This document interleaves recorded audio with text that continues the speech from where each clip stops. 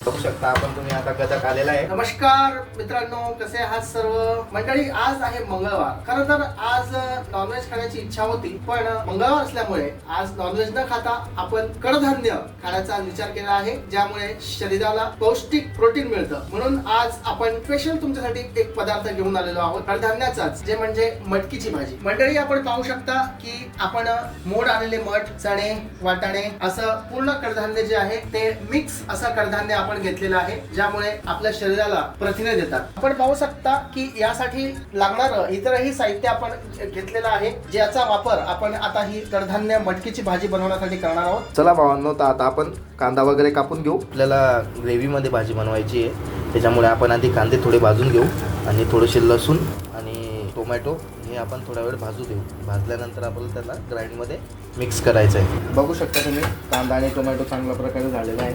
आता आपण त्याला मिक्सरमध्ये ग्राइंड करून घेऊ। बघू शकता तुम्ही कांदा कट झालेला आहे। आता आपण टोमॅटो कट करणार आहे। बघू शकता तुम्ही टोमॅटो झालेला आहे। आता आपण कोथिंबीर कापून घेऊ। कोथिंबीर बऱ्यापैकी बारीक बारीक कट करून घेऊ। शेंगदाणे पण आपण बारीक करून घेतलेले आहे आणि हा आपले सर्व मसाले आहे। तर चला करूया आता आपण मटकी। चला भावांनो, पाहूया आता। सर्वप्रथम आम्ही तेल टाकणार आहे सर। कांदा आता त्यामध्ये घालणार आहोत आपण। आता आपण अद्रक लसूणची पेस्ट जी आहे ती देखील आपण याच्यामध्ये टाकणार आहोत।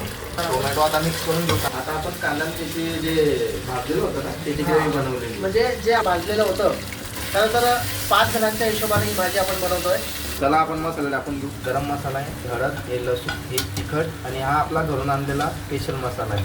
बघू शकता तुम्ही भाजीला एकदम गदक आणि तरी आलेली आहे। आता आपण मटकी टाकून घेऊ। आता याला गदक आलेला आहे। आपण ग्रेव्ही बनवण्यासाठी आपण याच्यामध्ये शेंगदाण्याचं कूट टाकत आहे।